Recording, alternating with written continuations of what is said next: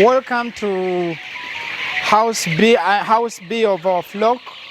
There are 3,500 commercial layers, and today we made 30 days. We are 292 grams weight, and by that we are not performing badly. It is actually good news and good results up now.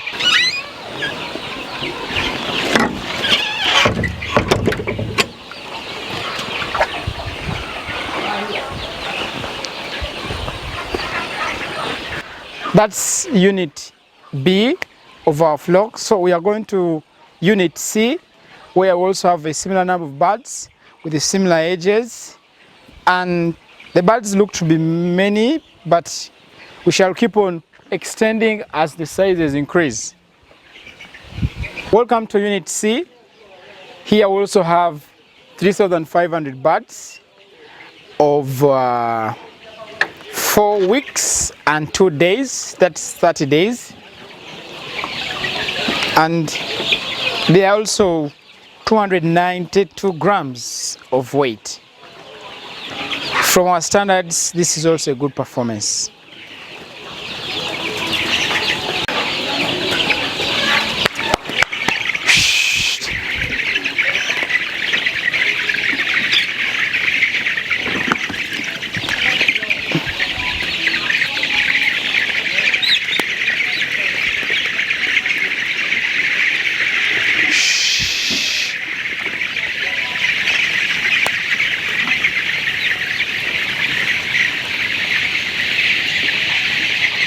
You can check here, we have some patches for them to do exercise, like these ones.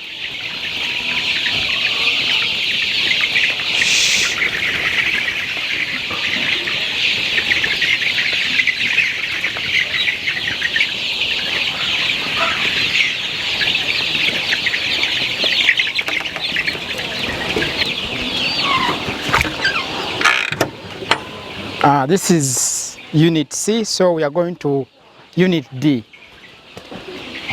Aimers, welcome to unit D. We have a similar number of birds, 3,500, same age, 30 days, and same average weight, 292 grams. Yes, you can see this, the litter looks new. There is some difference between here and there. This is just an extension from the brooding unit. And now we are in the rearing unit. We shall keep extending as they increase in size until we reach the required number in each stall. You can check their life. They are all live and active, so it is a good implication of good health. We love that they are active, they are moving, they are eating and playing.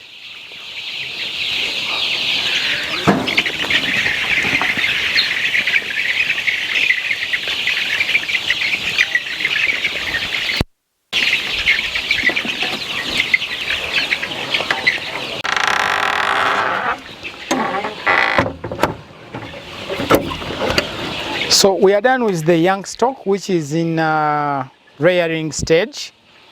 It is in total 10,500. Now you can check, the house is still big. The empty rooms are rooms for extension, and behind there we have the production stock or the laying stock, which, as I told you before, it is our pilot study, and it showed us all the light of poultry. And we can go and look at it.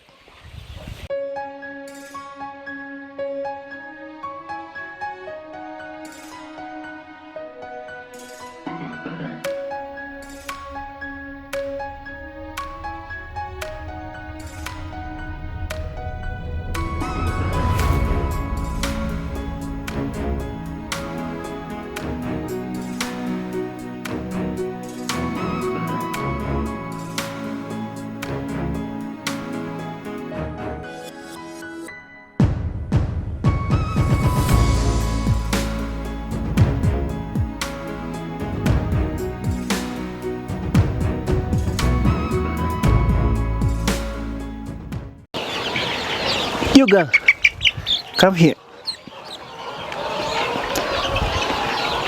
Remember when I was telling you the bird of choice and I was telling you about the Highland Brown? 5 weeks old. 5. Look at that. This is AIM Agriculture, guys. If you're new to our YouTube channel, kindly hit the subscribe button, like and share. You have been asking me each other day, how can I do A? How can I do B? How can I start a farm? How do I put a farm together? Which farm can I visit? That's why I had to look for this particular farm in Uganda. It's GBA Next Generation Farm Institute. We have an institute that will train you in dairy farming, poultry farming, and pig production, and you'll have a chance to learn theoretically and do it practically. This farm is doing over 10,000, actually over 11,000 commercial layers. And when you come here, you'll be able to learn everything from setup, feeding, choice of the right breed, routine management practices, and even value addition. This is the place to be. So guys, I hope by sharing the contacts, emails, direct numbers, you will ask less questions of how can I start this, how can I do that. You will be able to come to school and learn. That is where we want Africa to be. Regardless of where you are, you will be facilitated to come here, learn, and enjoy.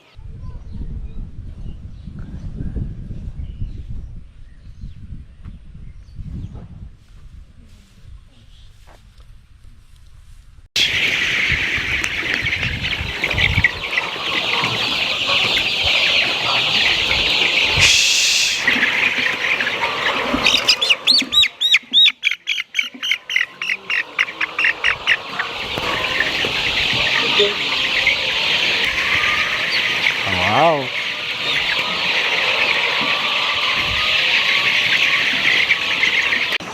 Aimers, welcome to GBA Next Generation Farm and Institute, and once again welcome to our poultry unit. My name is Andrea Waswasemata. I am an animal scientist and a teacher as well. In Swahili we call them mwalimu. So I teach young agriculturalists, especially young animal scientists. We have moved in this journey for now close to a year.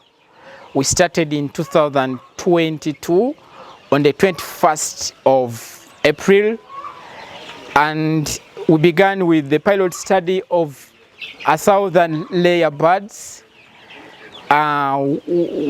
essentially to find out how the project actually runs. We knew the book work and so on, so we wanted to practice this thing and don't have mere literature but have the practice in reality. So we began with a pilot study of 1,000 birds, layers. We journeyed with them for 5 weeks, and they began to lay an egg at exactly 5 weeks and 10 days. We had an egg, and we have been studying it for another good 6 months now. Because it has worked what we wanted, it has really been performing well, and it is time to diversify. And here we are, we have a flock of 10,700 layer birds. Today we exactly made 30 days, and around this time it is about 4, we are making 30 days and 8 hours. Our life with this young flock started on 5th of February 2023 at 8 a.m. when we received these birds. Before we received, of course, we had to condition our environment for brooding. You know, people outside there think brooding, a brooder is actually a house with good ceilings and air conditioners and so on. But actually, brooding is the conditions you put in place. That's what make a brooder, not the house. So you can check, our house looks a bit rudimentary, but yes, because it was conditioned, it has actually performed the work of a perfect brooder. We received them, weighed, and started them, helped them to start life. They started well, and that's why we can receive these results of good performance.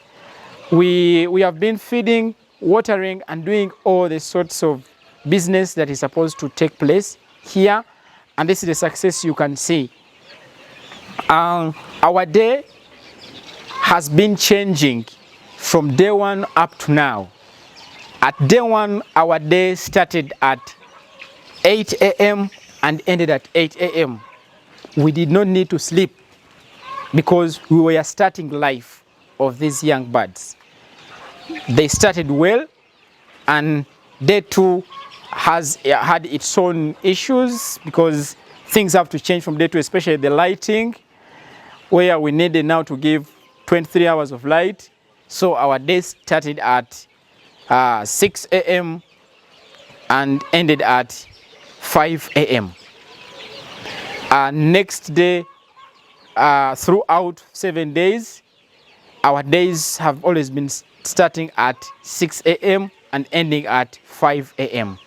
Week 2, we had to change something, especially in the lighting, where we needed to reduce lighting by 1 hour. Then our day has to start at 6 a.m. and end at 4 a.m. That was the case throughout week 2. And week 3, we had also to change. For our day now started at 6 a.m. and ended at 3 a.m. So it means we have been reducing lighting by an hour every week. And now we are at a lighting where we give 20 hours of light. Up now, week 4. We are actually moving into week 5. Throughout week 1 up to 4, we have been doing vaccinations. We vaccinated against Newcastle, IB, at day 7, at exactly day 7 and about 2 hours. At day 14, we vaccinated against Gumboro, or you can call it infectious Basa disease. At day 21, we vaccinated again against Gumboro, which is now a booster vaccination. Now, at day 28, we vaccinated against Newcastle. So the vaccination will continue, but up to date, that's where we are. And today, our day begins at 6 a.m. and ends at 2 a.m. We have been doing a lot of activities, but the very first activity is light on. When you light on, you dress up. Why should we need to light on before we dress up? No, the switch is outside. You don't need to enter to light on. So you light on, the birds begin to wake up as you dress up. So we believe by the time you finish dressing up and disinfecting and all that things, the birds have started waking up. So before you even do anything, after entering the unit, you need to take a watch of the birds. You keenly watch your birds for at least 30 minutes. That's the time when you'll observe a bird that hasn't had a good night, a bird that is maybe sick, and so on. So we need to take a close look, a close watch at every bird. It may not be possible to watch over all 10,000 birds, but at least you keenly watch. And you don't watch alone, because our sights and our capabilities could differ. That's why we are a team of 10 who come purposely for the first 30 minutes to watch the birds, how they're behaving, are they waking up? Because normally when a bird wakes up, it has to exercise a little bit, stretch and so on. So you watch which bird is not stretching, which bird is not looking normal, and so on. It will be kind of confusing a little bit because in the night there's some coldness and the bird may look weak and cold. That one is normal, but it has a degree where it has to stop. So by morning, by 6, every bird should be now live, active, and they should have started to eat or drink something. The day continues, and throughout the day, at 6, we begin by watering. we add water in our drinkers. Why should we need to add water before we even put the food? Water opens up the digestive system, the tract of all animals, not only human beings. I mean, not only poultry, but all animals. So water opens up the tract, and then it can be ready to receive food. So we water, and after watering, immediately we put food. And after the bird drinking, of course, it will come to look for food. And now the day moves along those lines. We have to make sure the food is visible to the birds. The water is audibly there, fresh, clean, and sweet, so that we attract them to eat and drink. Layers don't have good appetite.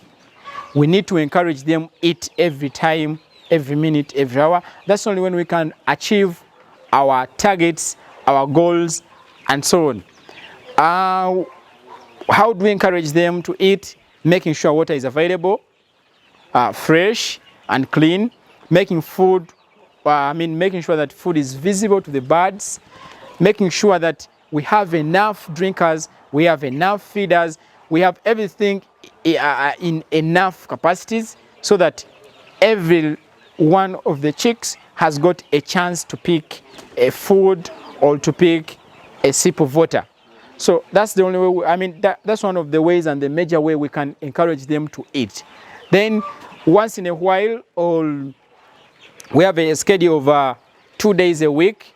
That's Tuesday and Thursday. We add vitamins to the water just to boost their immunity, to contain any stress that could have come along the week. Sometimes if we see it is necessary to give vitamins, we don't wait for Thursday or Tuesday. If there is any stressing condition and we suspect it could stress our birds, we immediately give vitamins. And in our water, we have to add water disinfectants to make sure that we kill the bacteria and the virus in the water, because at this stage we cannot deworm. So the only thing we can do is to treat the water. It is okay to leave treating water when they have grown maybe up to 3 months. We can, because at 3 months they are ready for deworming, we can deworm them. But before 3 months, we don't deworm. Normally we treat the water and kill the diseases and kill the the bacteria and other dangerous organisms, so that our birds are healthy.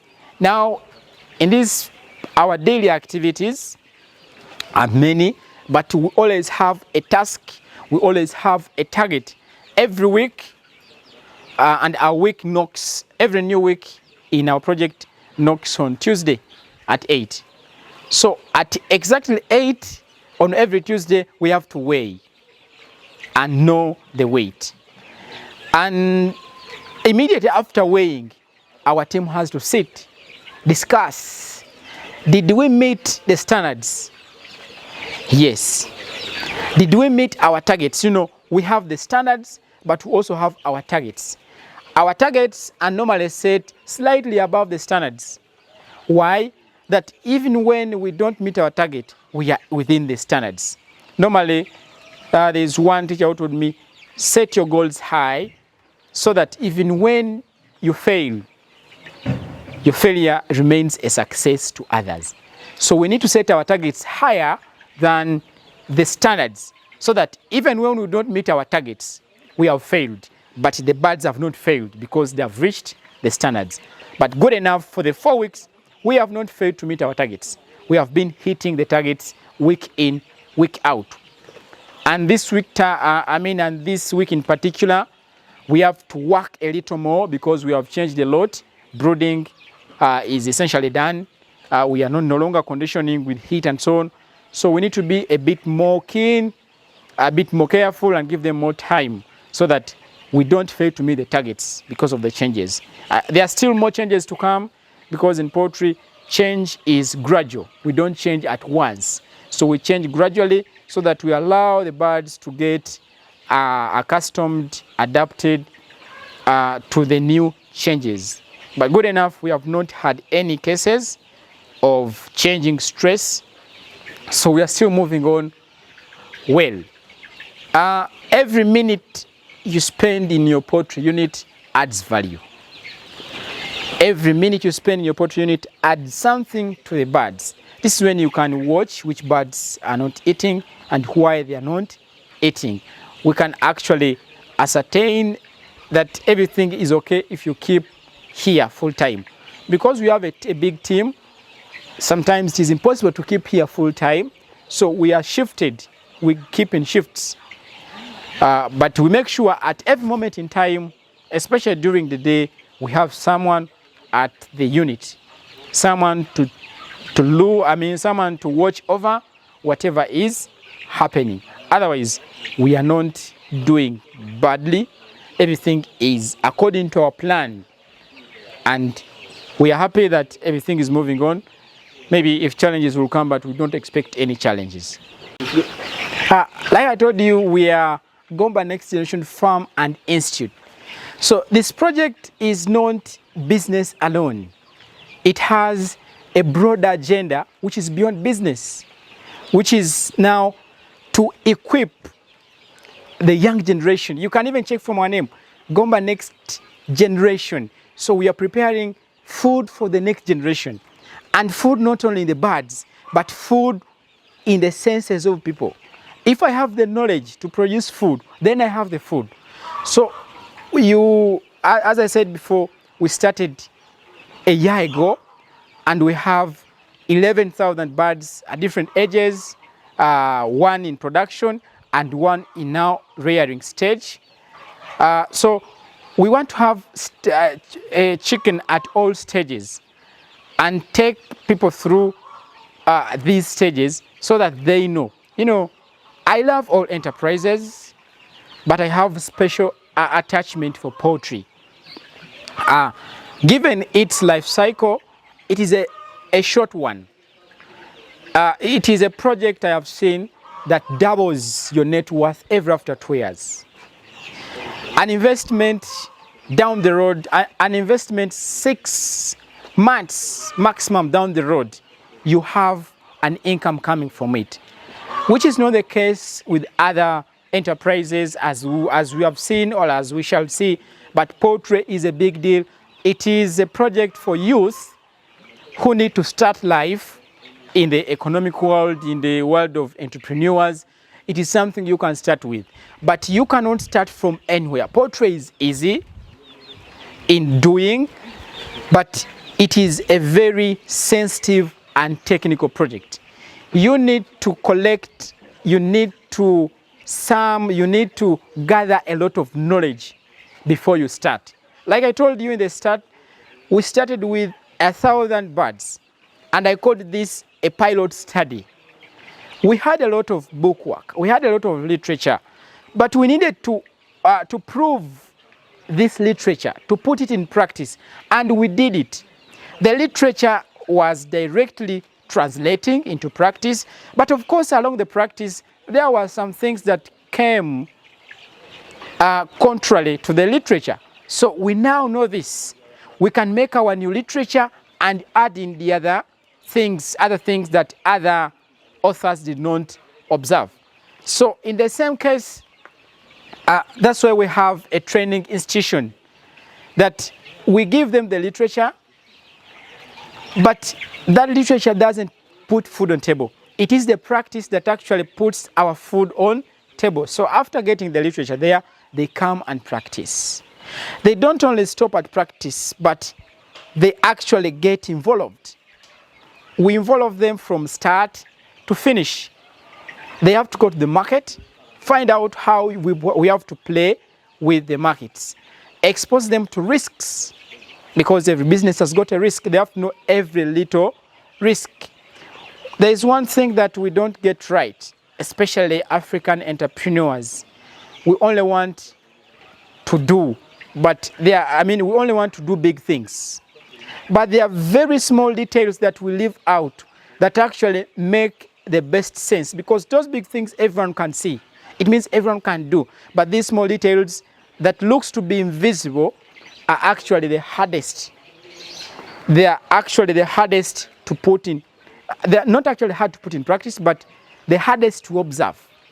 So once we get to know of those small things, and now they get them virgin, they get them from the start, so that they are the routine of life, they are the way of life, and we don't get any problems. As I said, we are a team of 10, but this team is rotated to give chance to other individuals to learn. We are not only training for Uganda, we are not only young people, we also train farmers who need to come and have short courses, who need to come and have some benchmarking of the things and so on. They tell us the agenda and we package them according to the agenda. So in this regard, we are open to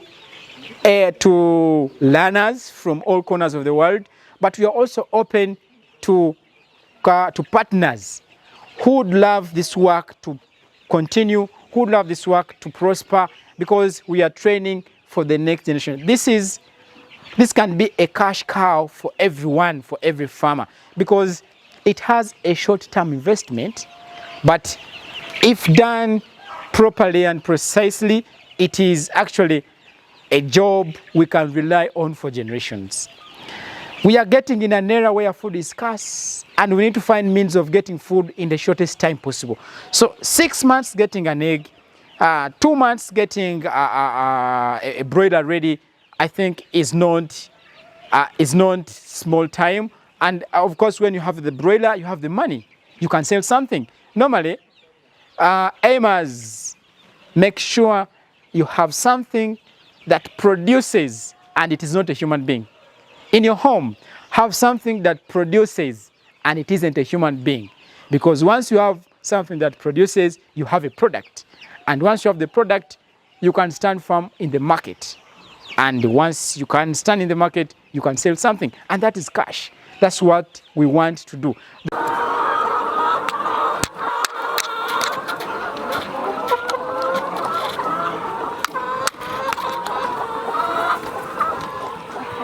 This unit is empty.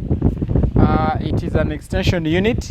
When the size has increased and they can no longer fit in there, we can extend to here. But for now, we are keeping some food in here, and you can also check the construction is not yet complete, but in a few days or a few weeks it will be done. Yeah.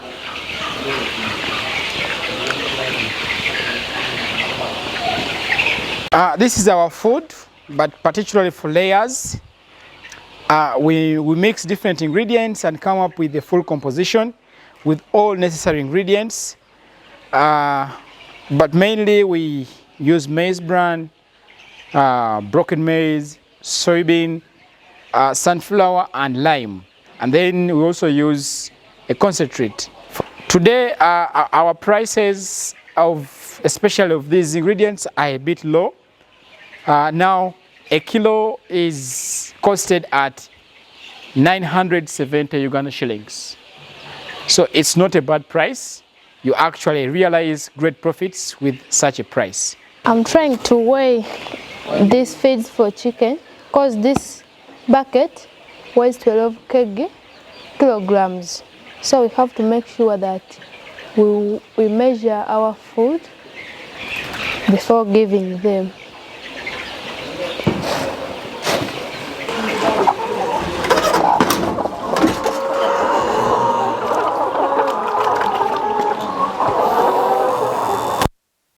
My name is Nakanjako Maria Goretti, student, GBA Next Generation Farm Institute. I've spent here almost, I'm in my second year. I'm doing a national certificate in agriculture production. So I'm very happy that here at GBA Next Generation have tried to get a hands-on program. Now here I'm trying to feed this chicken. This is our evening.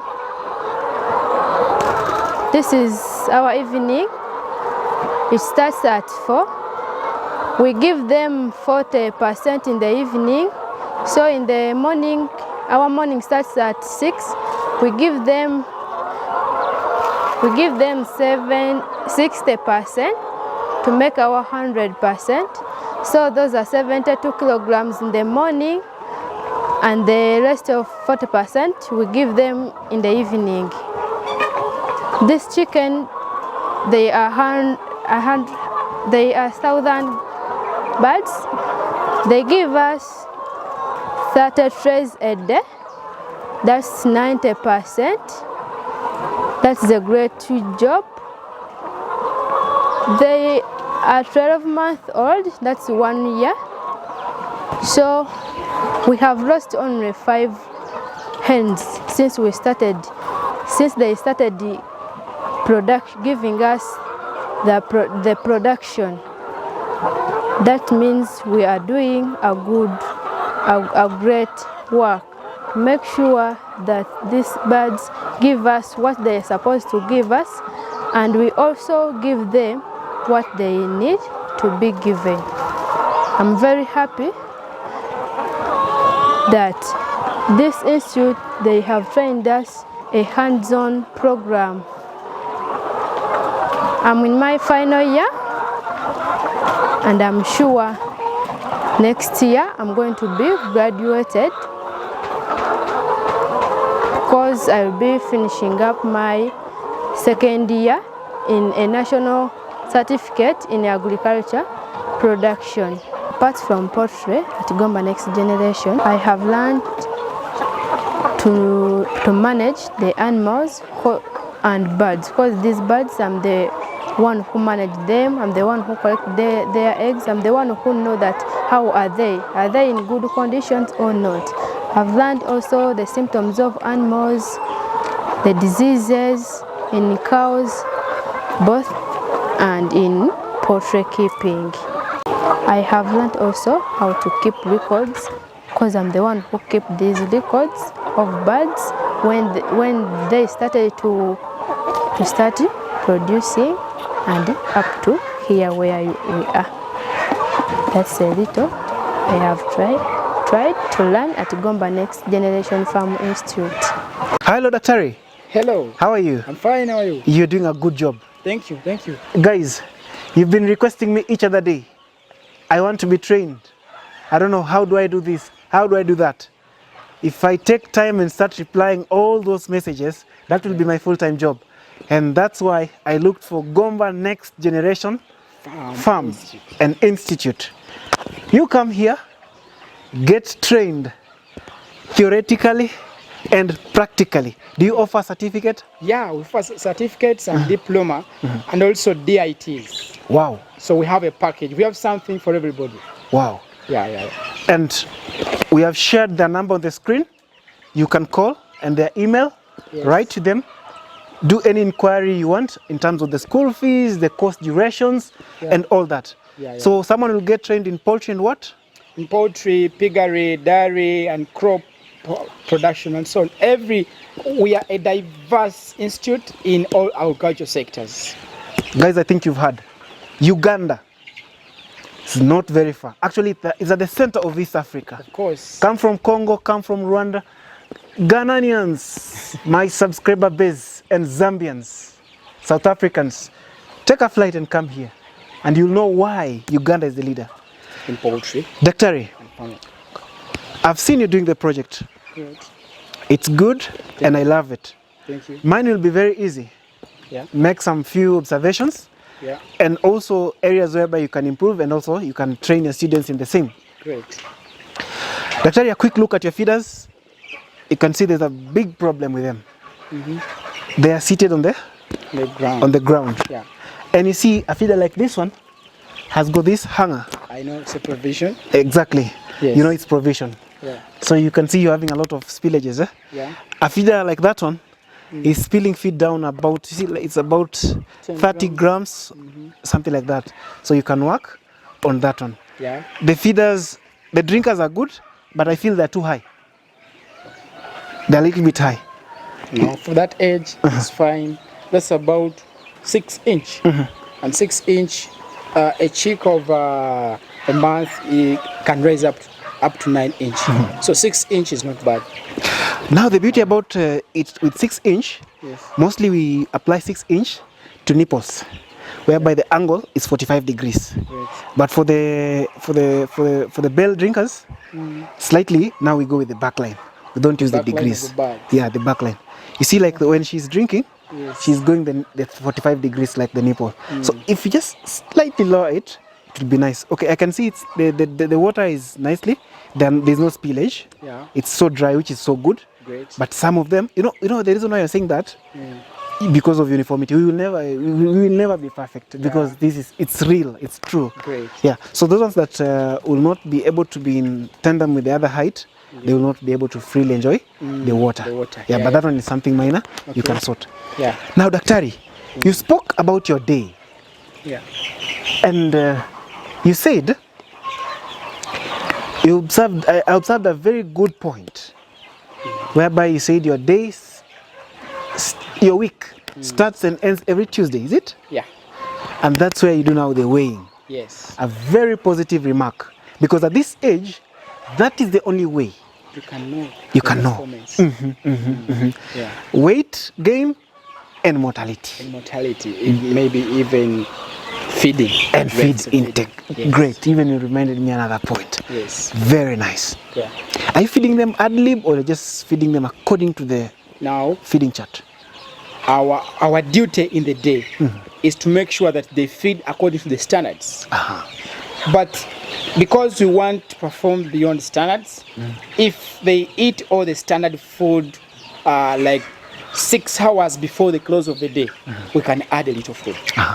If they finish it less than 2 hours before the close of the day, we don't add any food, we just keep them on water. That's how we feed. Okay. Yeah, and in terms of stress, we feed ad libly. Good. Yeah. I see.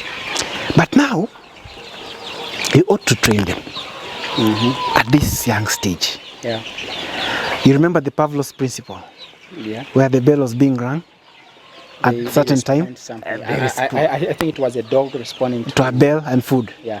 When they draw food, then the bell is rung. Salivates. Yeah. For scientists, you know what you're talking about. Yes. So, the same can be done to them. Yeah. That feed that you're adding extra, you can do something called night feeding. You've come across that? Yeah.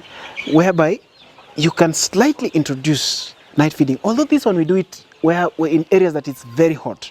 You know, in areas that are very hot, I don't know if it's always hot like today or it's only for today that is hot this way. Averagely, it's always like this. Like this. Yeah. Then this one will work well for you. You find that mostly by this time, we usually see the feeders not this field. You see? Yes. They are supposed to be following you everywhere. Yes. Yeah. Mostly when I was working in Mogadishu, that's how it used to be. Yes. So, and this one is because of the temperatures outside. Yeah. I think you're refilling your drinkers more. Yeah. We are filling the drinkers more.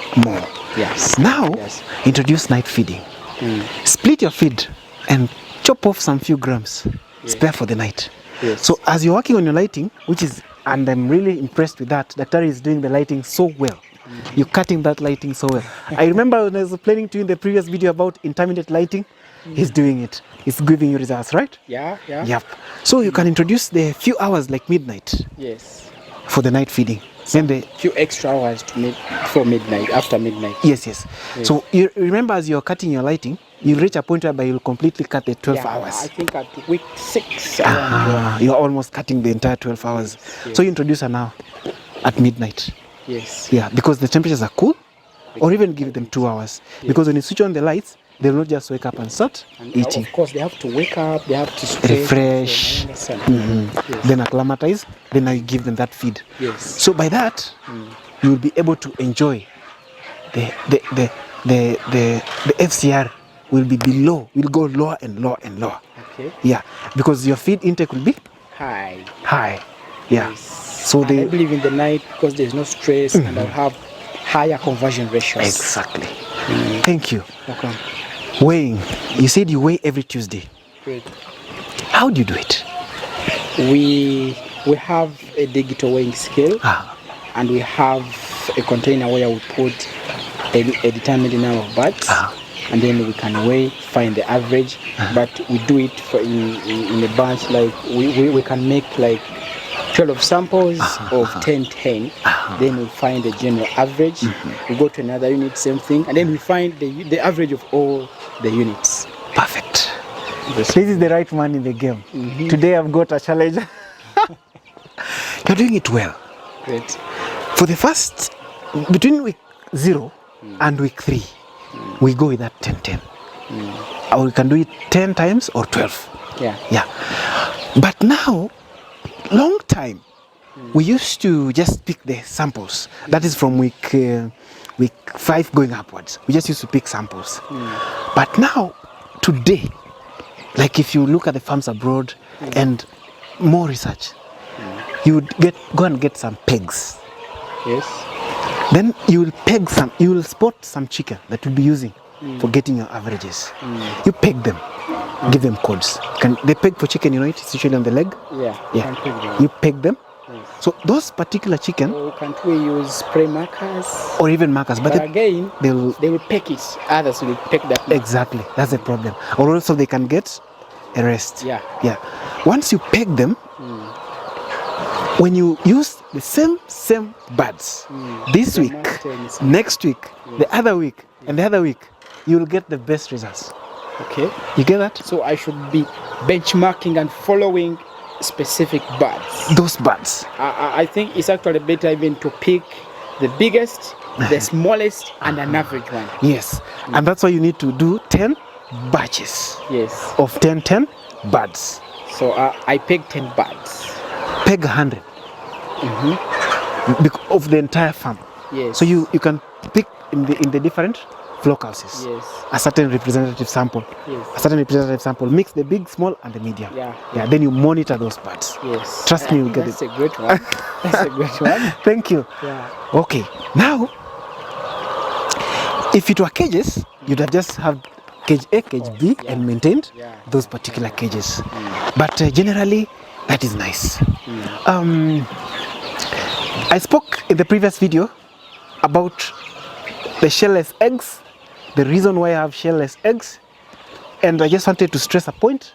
The shellless eggs is not only, I talked about it being brought about as a result of deficiency in calcium and also sodium bicarbonate as a result of heat stress, whereby after the chicken's blood is alkalinized, so there is need of sodium bicarbonate to reduce the acid. Actually, what brings about the acid-base imbalance is because when it's too hot, the chicken pants. They're opening the mouth. There's too much activity. You know, of course, there will be vasodilation, blood coming to there will be accumulation of carbonic substances. Acids. Yeah. So the acid, the sodium that is in the body of the bird will be used in acid-base balance. Balancing, yes. And remember, for efficient calcification to take place, you need a sodium bicarbonate to merge with the calcium so that you get the shell. Yeah. So I think that was just a stress on the same, but also failure to vaccinate against Newcastle, or when Newcastle comes in the minor stages or showing the minor signs, it's also one of the reasons why you have the shellless eggs in the birds. Otherwise, Daktari, you're doing it. Thank you. There's nothing I can correct. Thank you. And there's nothing I can add. Thank you. This is the lecturer when you come to the GBA Next Generation Farm Institute, you will meet. I am so impressed that someone can raise over 11,000 birds for the first time, and he loses, or he has a mortality of 0.001%. You are doing it. Okay, thank you. I hope you guys will enroll. You'll get in touch with Daktari. You will come here and you learn physically. Daktari will teach you more than even I do teach you, because he is here full time. Great. Daktari, what do you expect? When? What should you expect? What should the students expect when they come? The students should expect a self-contained package. Ow. You've heard it from the source's mouth. And that is Daktari. Doctor? Waso Andrea Semeta. That is Waso Andrea Semeta, your next lecturer. Thank you so much. It was a pleasure hosting you. Okay, thank you. Thank you so much.